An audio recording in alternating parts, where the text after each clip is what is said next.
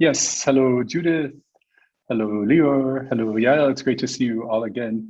I just watched our discussion that we recorded a few weeks ago, and which I was happy to watch and happy to think back on it. I wanted maybe just to start our little brief kind of follow-up discussion now, since I'm able to join you without a mask this time, because one of the other problems in Germany is not simply the weaponization of anti-Semitism, but the complete lack of an infrastructure for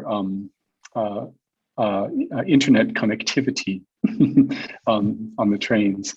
But yeah, I thought it could be good if we just start with sharing some of our reflections on what we did in this video. If we have further thoughts about it, anything we'd like to clarify, expand upon, comment on, maybe we could kind of project just because Aaron is here from Independent Jewish Voices, and because it was a community organization that sponsored this panel, we thought just if Aaron could just do a very brief intro to IJV.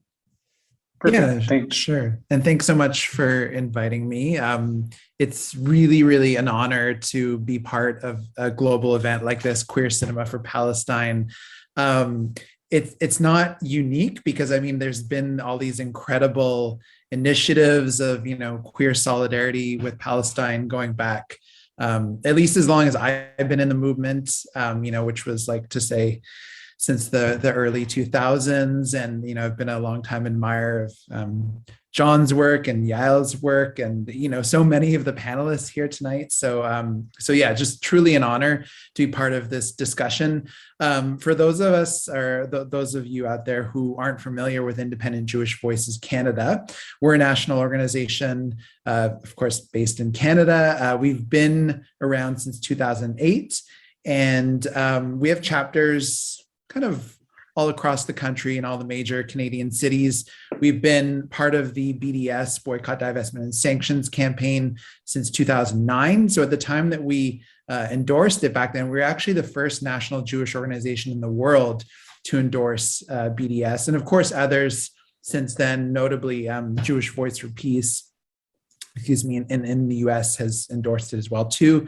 And so that's, been really critical in terms of like trying to move Jews across the political spectrum and making kind of homes, like organizational homes for Jews who are opposed to Israeli apartheid and opposed to Israel's treatment of Palestinians, where people can be both proudly Jewish and stand in solidarity with the Palestinian people, because increasingly, the Zionist movement or the pro-Israel lobby is saying that you can't be both at the same time, and we hear all the old classic things of you're a self-hating Jew or you're an anti-Semite, or, linking anti-Zionism to anti-Semitism. And so I think that's why the conversation today has been really crucial. And then I'll just say really quickly, since 2019, we've been running a campaign here in Canada that's been quite successful to oppose the IHRA. So I know that was discussed a little bit in the previous panel.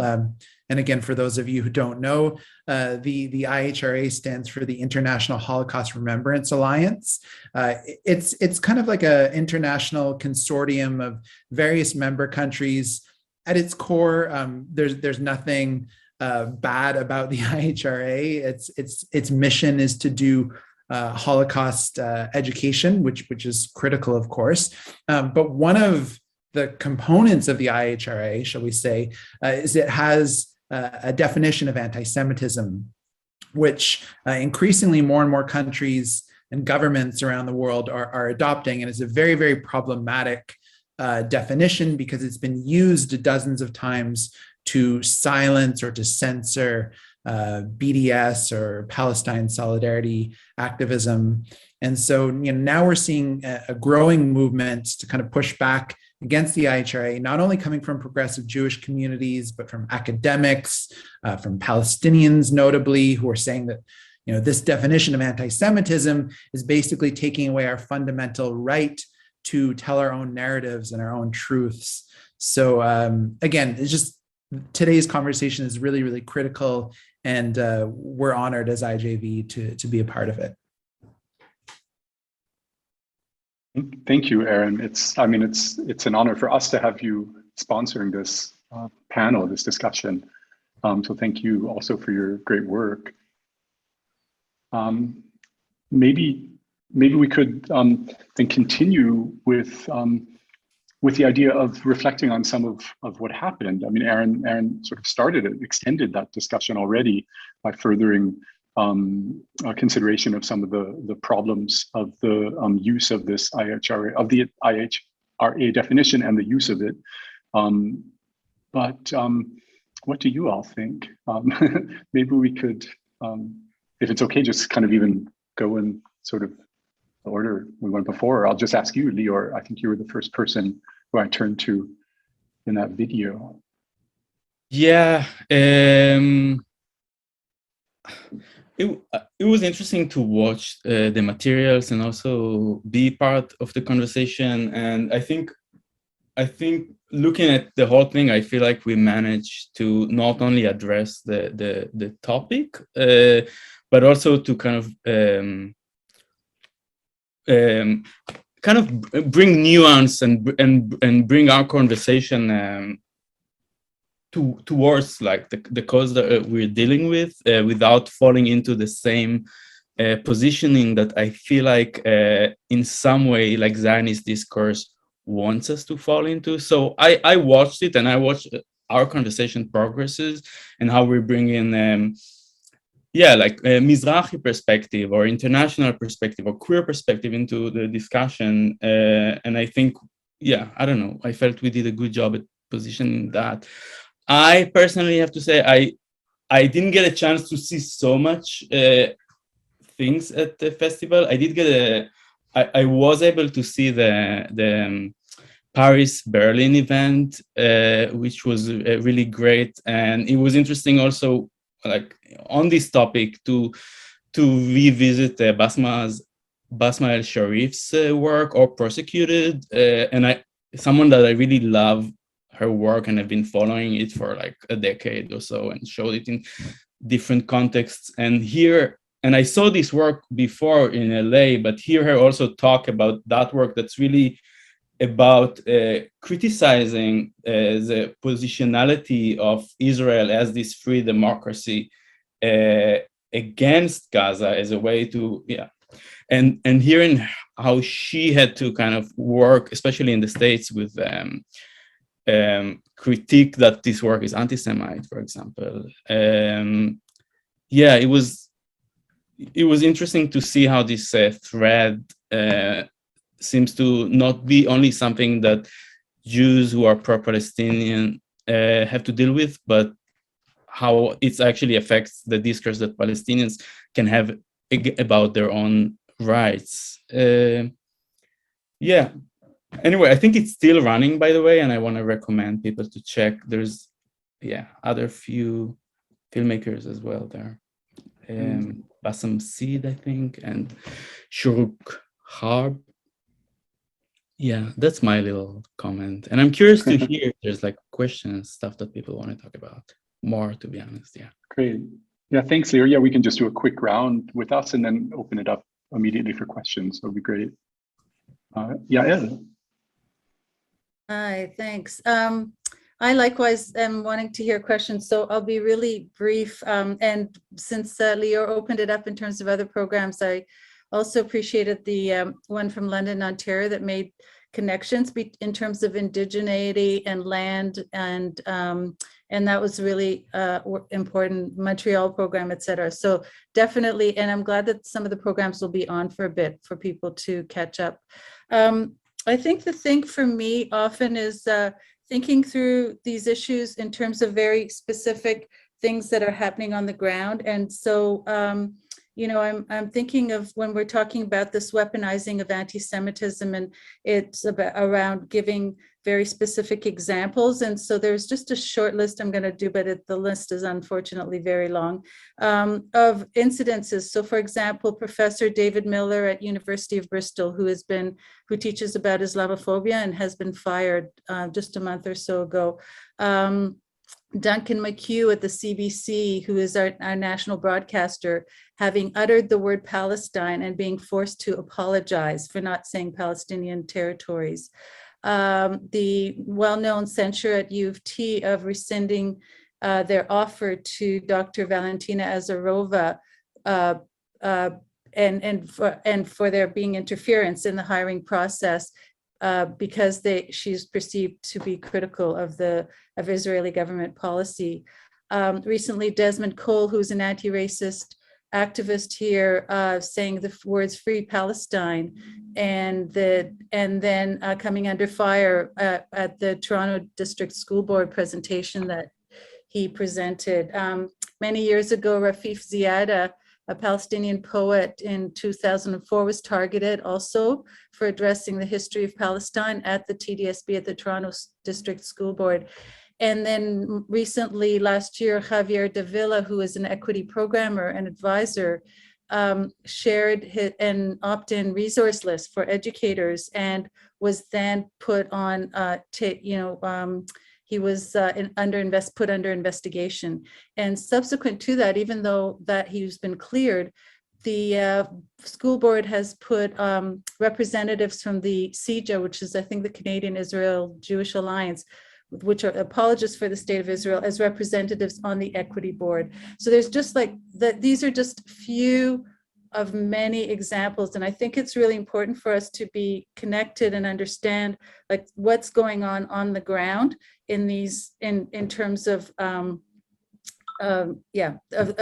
misery that's being caused, but also the way in which the lobby is working to delegitimize criticism of the state of Israel and the oppression that Palestinians are under, occupation, and all the many different unfoldings from that.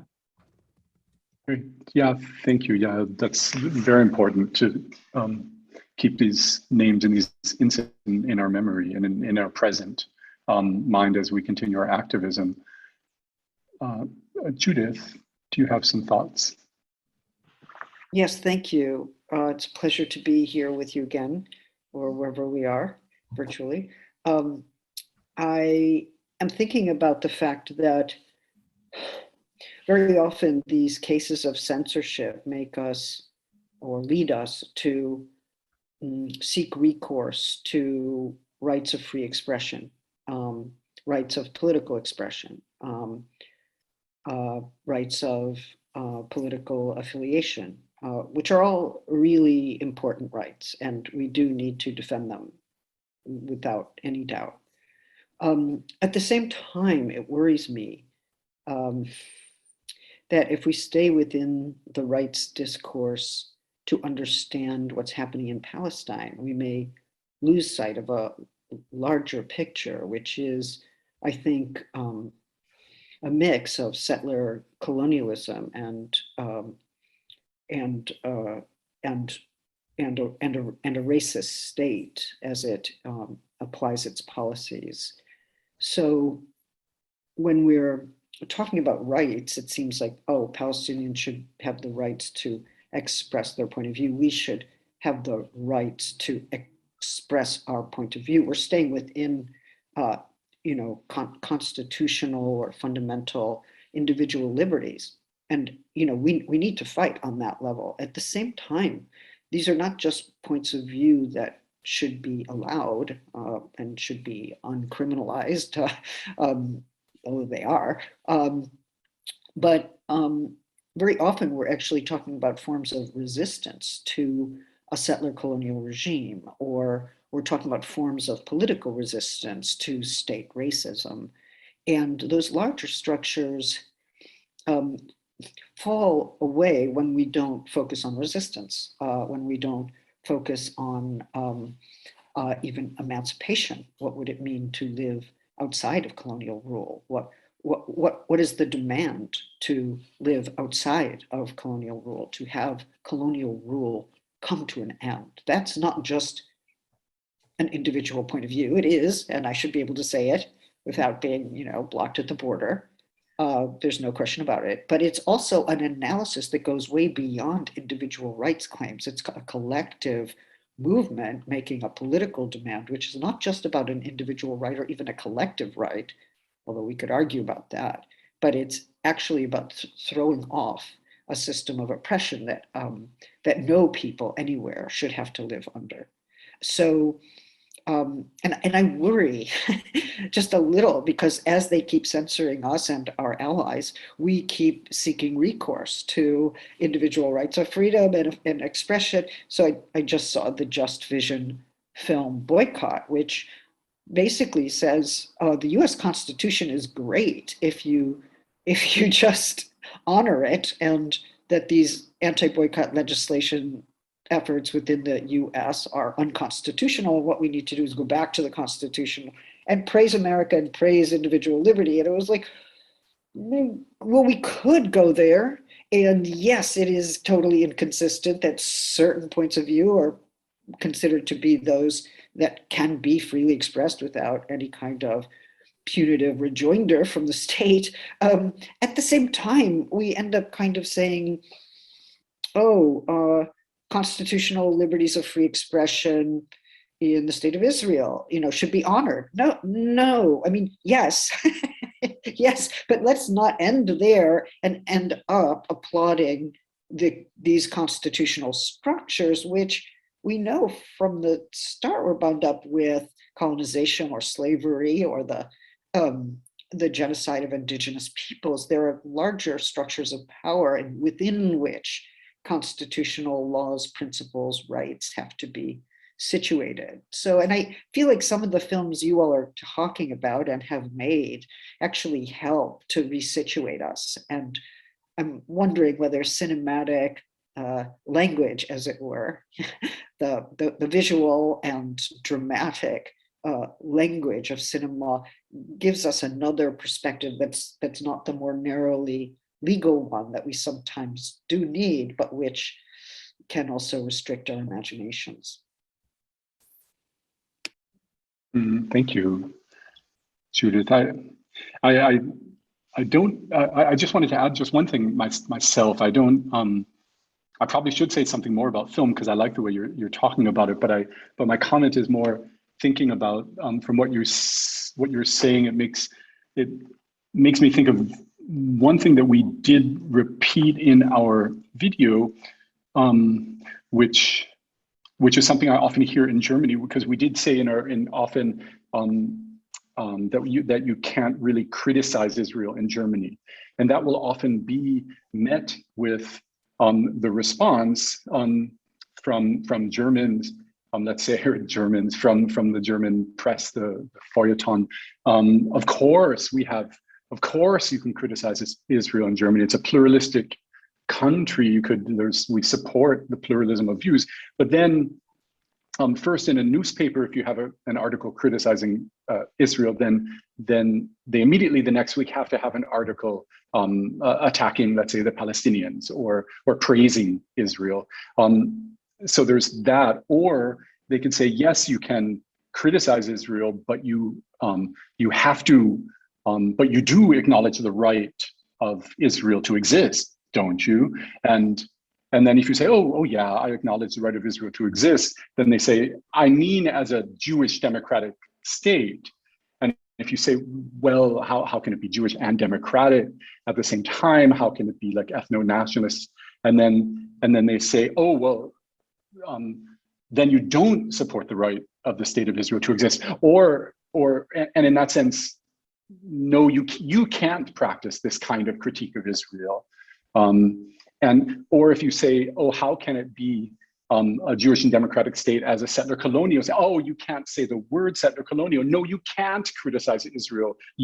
Because you use that, or you use the word apartheid. No, you can't criticize Israel. So I just was thinking about that because I hear that often from German friends who will criticize me, indeed saying, of course you can criticize Israel. But I think part of what I hear from what you're saying, Judith, is that there's something that we have to think about the structures that are existing and sustaining the inequities, whether they're in the United States through the Constitution or in Israel through its constitution and legal system. And so I see. No, go Turned ahead. off your mic, or you turned on your microphone, please.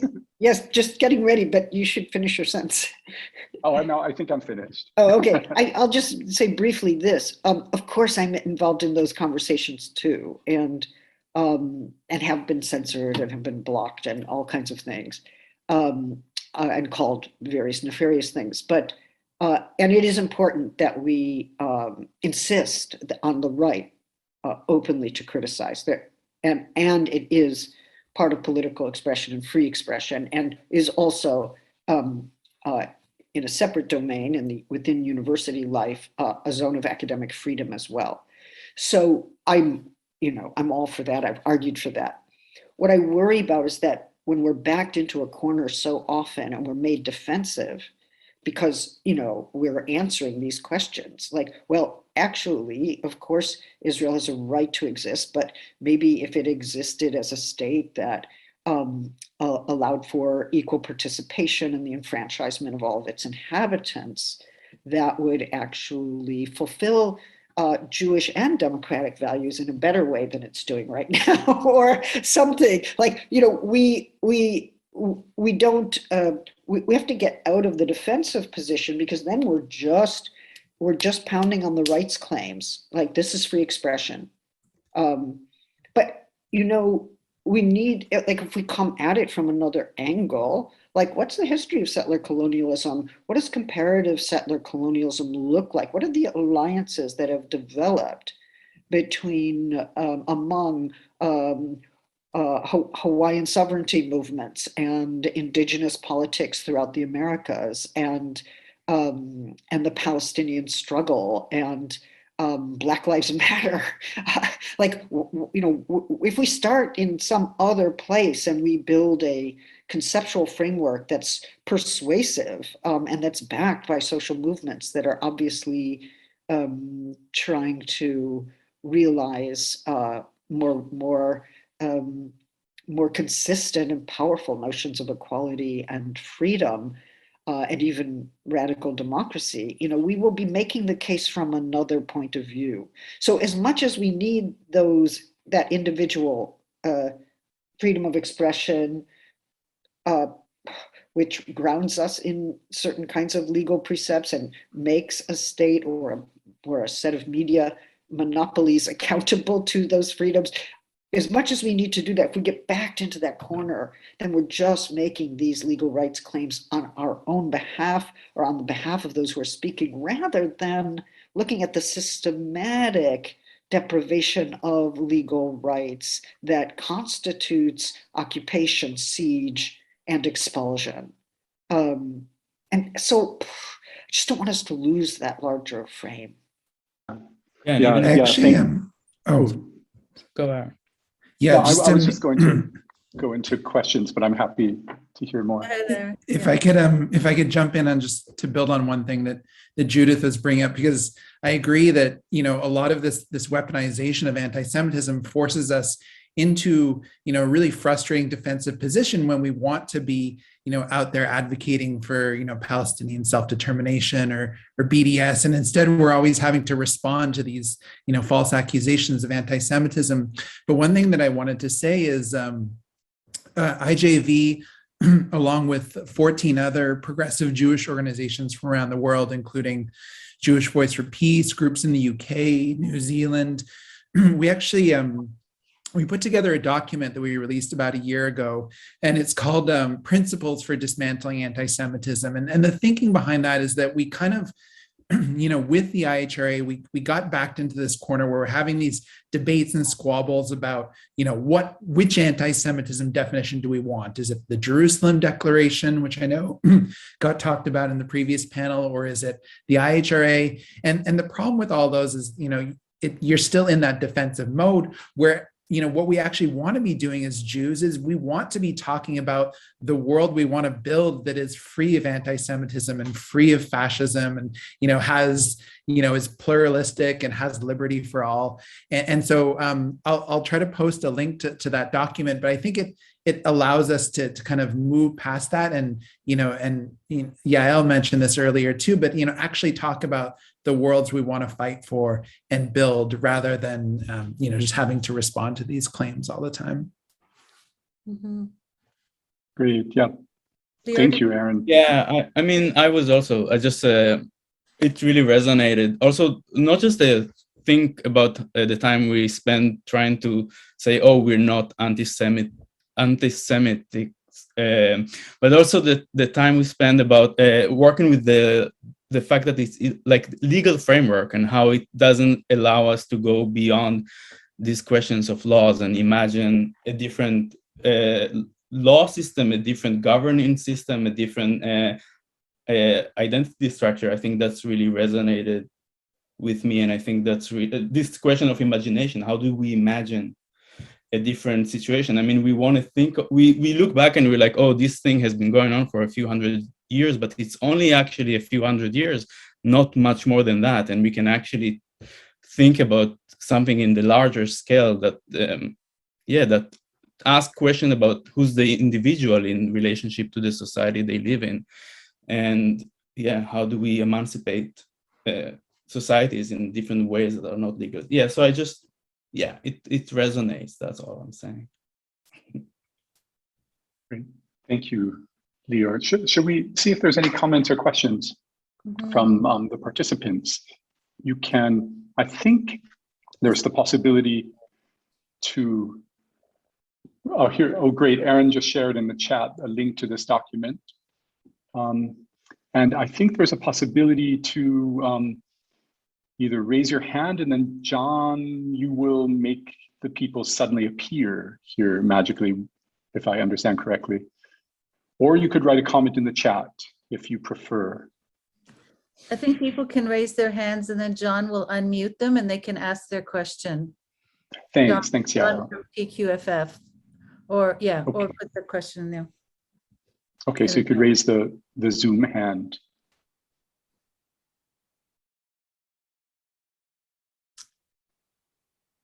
So John, Greyson has a question there, and I think Lior, you're the one who could answer that one best. Yeah, I left 15 years now. Lior, sorry, just interrupt, just to read the question. Yes. Do you want to read the question for it? Yeah, I can do that. A decade plus ago, we had queer Jewish solidarity actions by Black Laundry and boycotts from within, led by Jewish queers in Israel.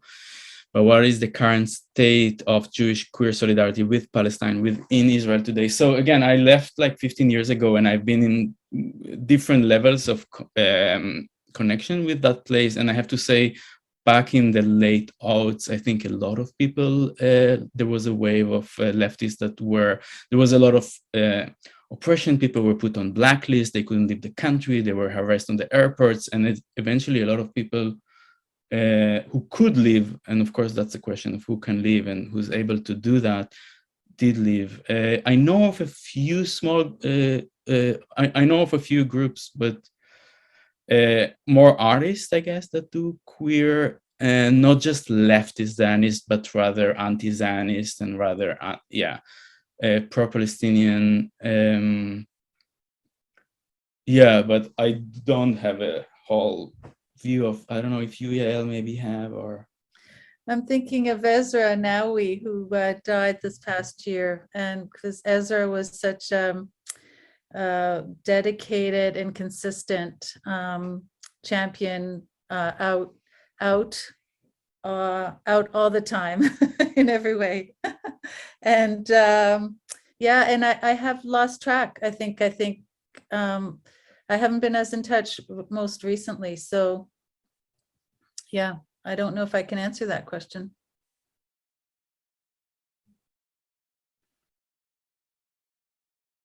Okay, I see here's a question. I guess I could read this, a question from Lara. Over the last days, pro-Israel forces have organized concerted efforts on social media in an attempt to discredit the QCP festival with horrific anti-Palestinian racism, mocking or erasing Palestinian queers, mocking the queer communities, standing in solidarity with Palestinians. Can the panelists speak to this? I didn't hear about this. I mean, I saw a few comments of people trolling queer cinema for Palestine online, and you know, I mean, like my response to it is always, in a way, it's like it's a victory almost, because you see what is really threatening to like the pro-Israel movement and solidarities, like any forms of solidarities between different oppressed people are extremely threatening. So, you know, we saw that with, you know, when Black Lives Matter, you know, had their declaration, which, you know, talked about BDS and talked about Israeli apartheid during the bombing campaign in Gaza this past spring. I Don't Know More, which is an indigenous sovereignty movement here in so-called Canada, issued a declaration of support for Palestine. And, you know, it's just like you see all of these solidarities pop up, and then Zionists have to explain them away and discredit them. So, I mean, all I can say is trolls are going to troll. Yeah, I have to say I've seen also a few, like they did not this year. It really felt kind of random and not so threatening. I think I have to say, actually, I want to talk. I'm reading Israeli media and I'm reading Haaretz, and there were a couple of write-ups about this festival, and I was actually disturbed by seeing how like Zionist left approach this event, and in a way did not give actually space to hear what the event has to say about itself, but rather only gave voice to the TLV Fest in describing the queer cinema for Palestine. And there were two big articles about it in Hebrew in Haaretz, and I thought it was disturbing that, I mean, you can look at it as a funny thing, this erasure keeps going, but I think it's not really funny. So yeah, I just want to say that, yeah, think about that too.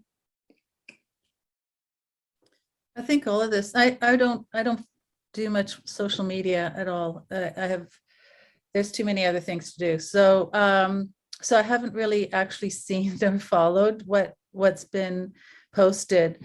But I do see it as just one more aspect in a long line of these defensive moves, as people have said, by those who defend Israel's policies and their occupation and apartheid, et cetera. And there are a number of others. You know, I'm thinking of Canary Mission. That's the one lately that's been, which targets academics and students, which is disgusting because students have futures that they could be very, very easily dismantled through just this public. So I think there should be a campaign where all academics and students and general people out there who think that who support Palestinian self-determinacy or who oppose Israel's occupation, et cetera, forward their names to Canary Mission and ask to be put on it. Years ago, there was the shit list, and I was, you know, initially kind of discombobulated, but then glad that I made it to the shit list. So now I want to be on the Canary Mission list. And I think there are ways and strategies where activists can actually undermine these initiatives. So that's the main issues in terms of countering, rather than feeling like we are under scrutiny and we have to hide and we have to watch our words and our language, et cetera. Instead, just, you know, push back and organize a campaign where we all volunteer. Yes, I support BDS because it's a nonviolent initiative to hold Israel account for its oppression of Palestinian people. And there's lots of other examples you could come up with. I was just going to say, I mean, I think it's incredibly disturbing that there are these attacks, and troubling, and certainly traumatizing to any individuals who particularly get named or targeted personally. I think it's also seems so indicative of the very challenge to certain of the pro-Israel ideology, that there is a festival called Queer Cinema for Palestine, that there are indeed queer Palestinians, and queer Palestinians who speak as such, calls into question one of the lies that pinkwashing tries to do, to simply say that the only space for gay, lesbian, or queer life is within the state of Israel. And so in that sense, it doesn't surprise me much as it still is troubling. And I think it's just to sort of second what everyone has said here. I see, I'm sorry, I see there's another question here. I guess I'll just read this. Hi, I'm from North Carolina. Hello. Can any of y'all offer up some wisdom on how to hold compassionate, morally appropriate, and direct dialogue with progressive Jews who grew up either comfortable with or active in Zionism and are now starting to become aware of the greater structures of settler colonialism and intersectionality, etc.? I grow defensive and have trouble giving them space to catch up.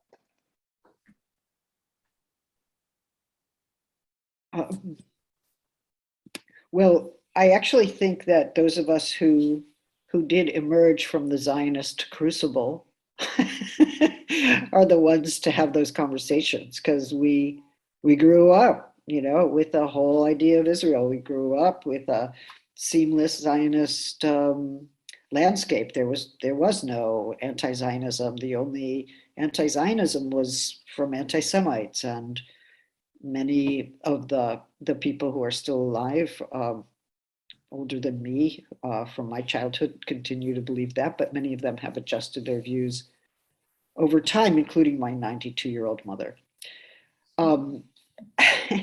But I actually think those of us who come from there are the best people to have conversations with those who are troubled by what they see, troubled by what manifest injustice, and understand that what they've been taught and what their community has oriented them toward believing is not consistent with what they see and increasingly know. So they're living with a sense of contradiction and not able to work it out quite yet. And I don't think Palestinians should have to do that argument. I don't think that those of us who didn't grow up in that Zionist framework are going to be able to muster sufficient identification with that position. But some of us remember it, like it's not that far from me. I have those conversations all the time.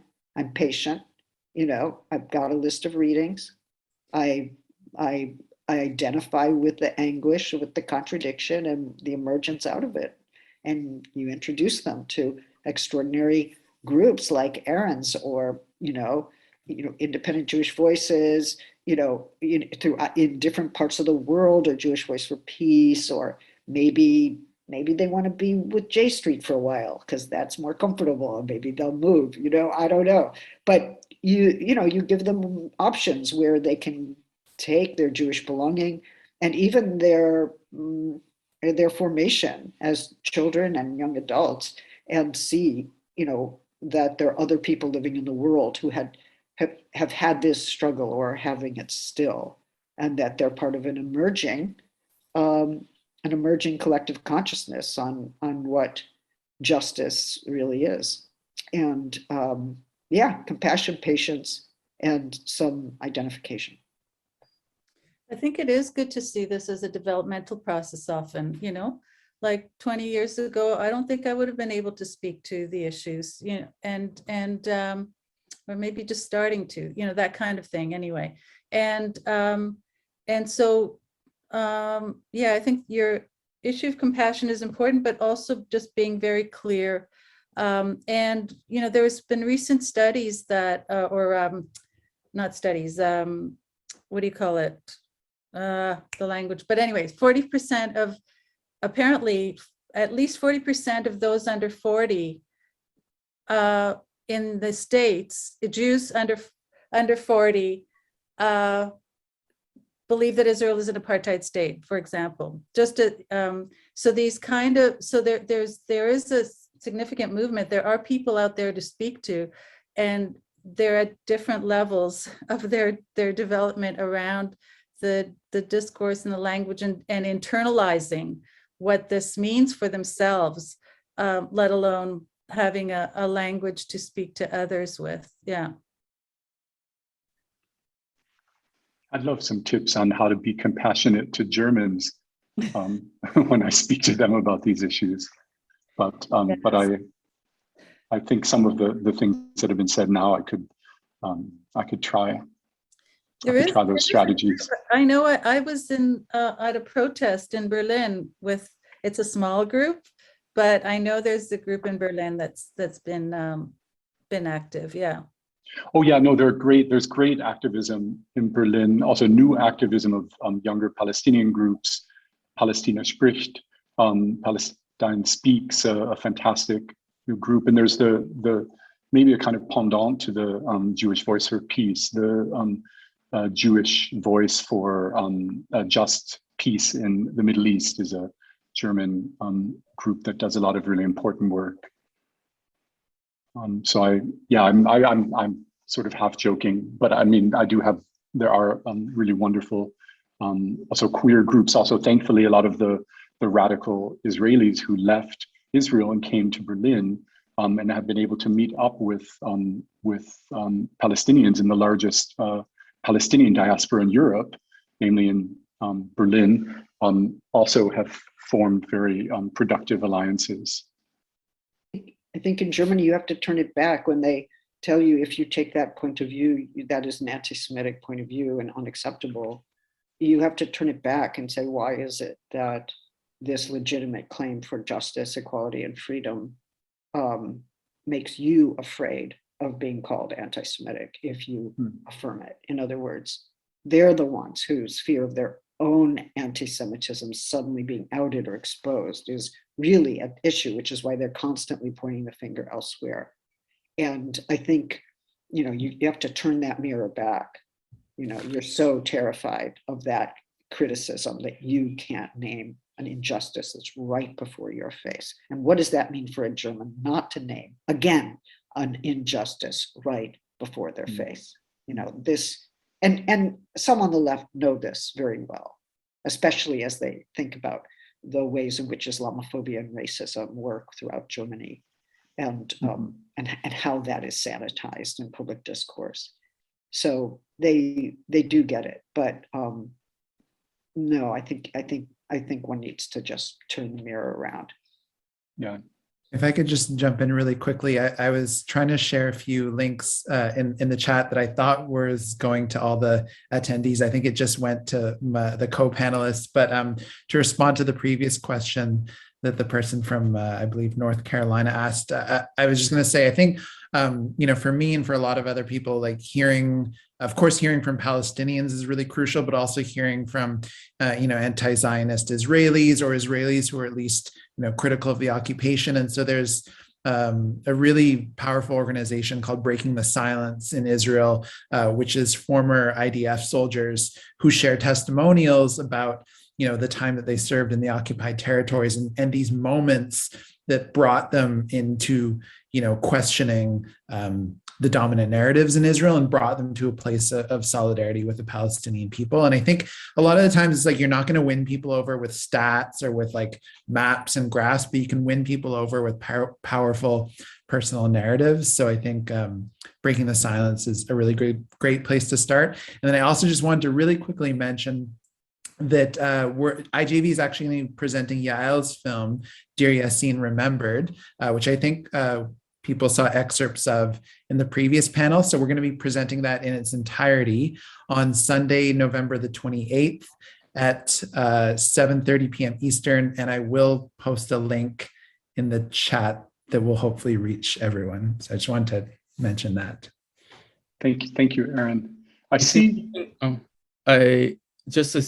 Following up on what Aaron just said, Yael and I had this conversation about Ranan Alexandrovich film where he presents Jewish US people with videos, I think by Shovrim Shtika, so by Breaking Silence, and sees especially one of them who is pro-Zionist deals with what that video evokes in her. So yeah, I would say that could be an interesting perspective maybe on that line between pro-Palestinian Jewish US people and Zionist US people, and how they perceive what's coming from the region. So documentation of what's happening there.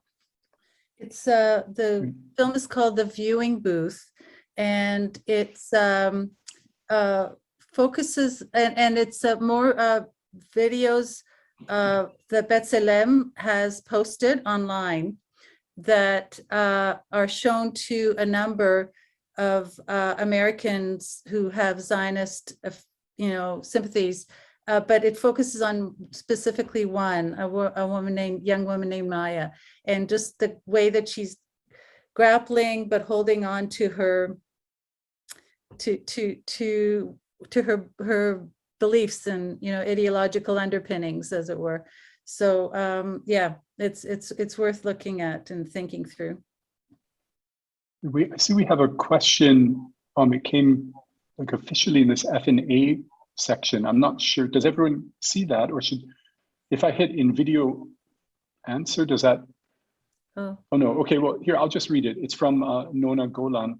And the question is, what conversations are or are not being had in film about the decolonization of our future, taking into account the younger generations and their dealings with trauma within their respective Israeli and Palestinian communities?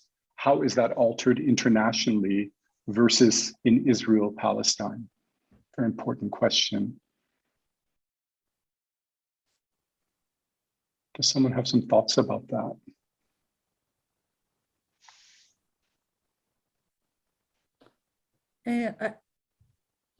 Some of the films that I've seen have been more within Indigenous contexts here in Canada, in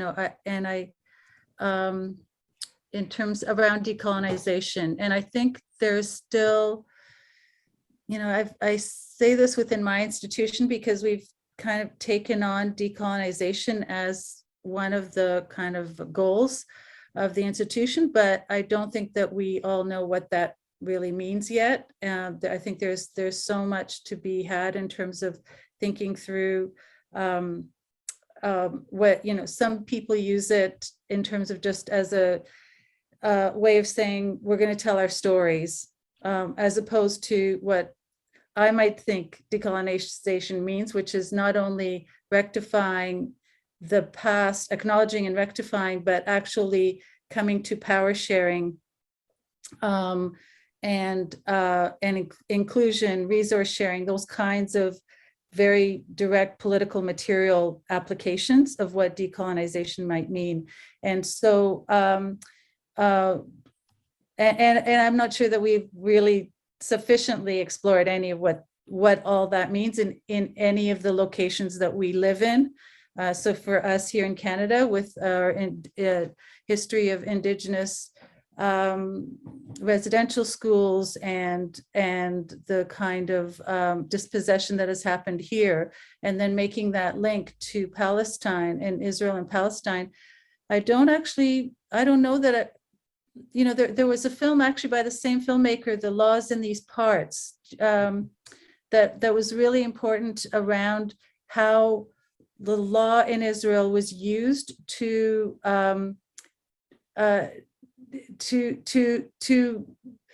delimit the way that the Palestinians and Israelis were or limit some and not limit and constrain and immobilize others. And so there's just, I don't know enough about all of that. I think there are people who have kept up, like Ella Shohat, who's written about Israeli cinema, would be a really excellent resource to look to for those kinds of things. I haven't kept up with Israeli cinema to that extent.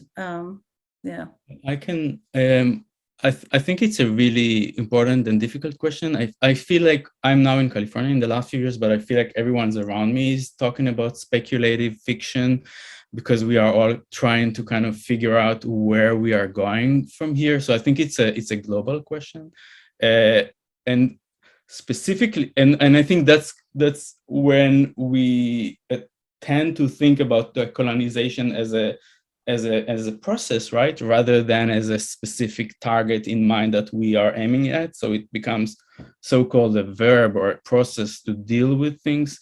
What this made me think of Larissa Sansur's film, this science fiction kind of very dystopian portrait of society dealing with a certain trauma that happened a few decades ago. I think that's an interesting point, maybe, to start thinking about what the decolonization process actually means. Yeah, it also made me think of Raed Andoni's Ghost Hunting, I think, also as a film that deals with this process. But I think that's because I feel that the way to approach the topic is really through the process of working through what happens, rather than putting a target. Yeah. So these are two examples that come to my mind, at least when I'm thinking about future process and decolonization. I don't know. Yeah, I have two brief examples that are from artists' works. One and filmmakers. One that's actually in the Montreal program in Queer Cinema for Palestine, I believe. A great film by Roy Dib, Lebanese filmmaker, called Mondial 2010, that about a gay Lebanese couple who take a road trip to Ramallah, something that can only happen in a decolonized future. It's really a very, very aesthetically also a very clever film, the way it's filmed. We never see the couple, so it's in no way kind of just reaffirming tedious coupledom or something of a gay male couple, but it's quite, I think, quite an interesting film. And also, I would also mention Yael Bartana's trilogy, of which we saw just a little part in our discussion, where it's really about, I think, trying to imagine a decolonized future for Israel-Palestine, in which a kind of rethinking the kind of colonial settlement by thematizing questions of return, and the kind of reversing the direction, let's say, of European colonial settlement of Palestine, and dealing quite explicitly with the trauma for Europeans, but also for the kind of this fictional Jewish Renaissance movement members who actually do, in the second video, settle and create a settlement in Warsaw.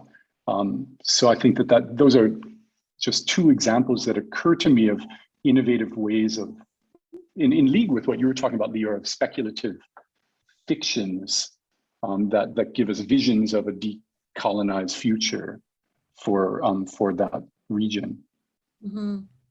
It's good to be reminded of those films. Actually, I'd forgotten Roy Dib's piece, and I thought of Larissa Sansur's, but just to put in one other, not a filmic address, but a political one. There are a number of activists in Israel and Palestine, Deanna Butu, Jeff Halper, who have been getting together to envision the possibilities of a one state. and what that might look like. And that involves quite a lot of visioning and decolonial kind of speculation, as it were. So yeah, I think that's also something to look to, support, and consider further.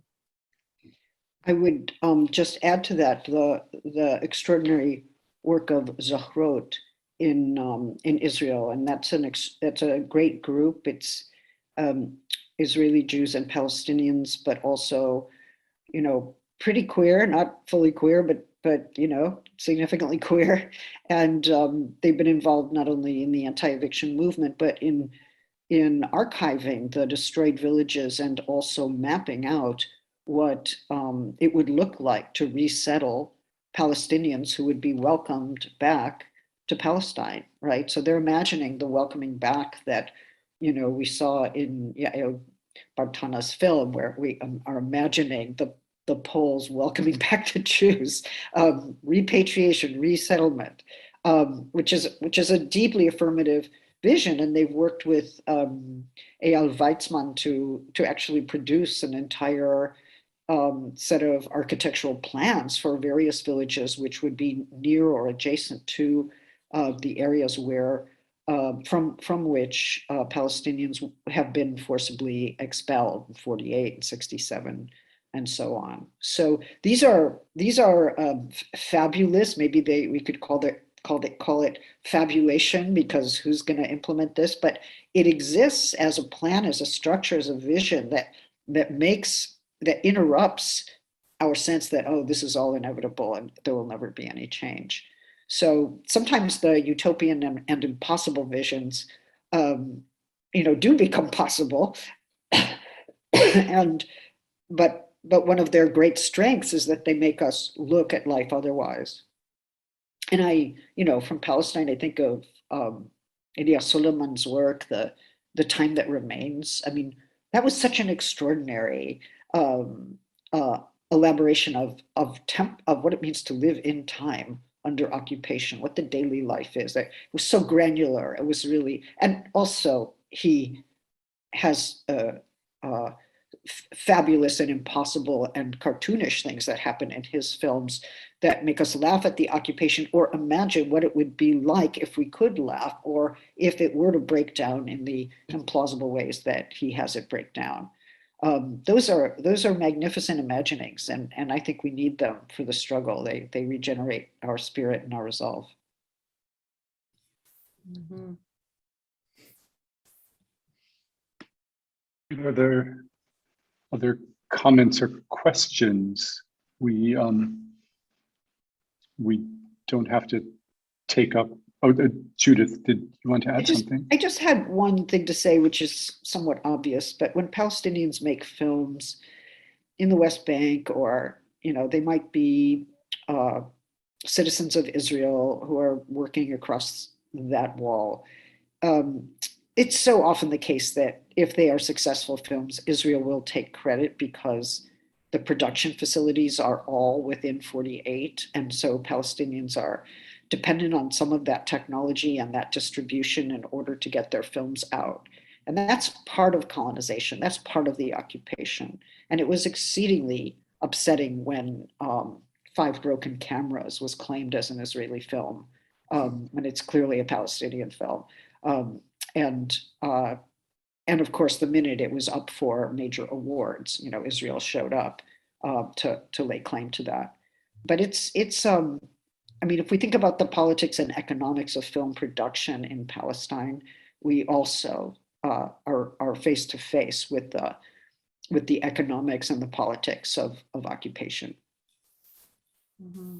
I think we can remember that Zionism in the history of the world is 150-year-old or whatever history. Like it's not and so these imaginings and visioning and future and thinking about all who live on the land being given their freedom to be who they are is really an important kind of place for us to end in some way, like to really think through what those would be and to work for that further. I'm just mindful that we've gone an hour and we were going to be Right. 30 minutes. No, I'm happy to end it here unless there's any pressing comment or question from someone, of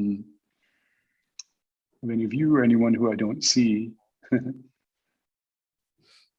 Okay, then yeah, wow, I'm sorry to see you go, Judith, Lior, and Yael, but it was wonderful to be able to talk to you all again. And again, thank you so much, Aaron, and Independent Voices, and the Toronto Queer Film Festival, and the fabulous John Greyson here in the middle, and of course everyone with Queer Cinema for Palestine, which is still going on. So please do check out some of the other programs, or every other program.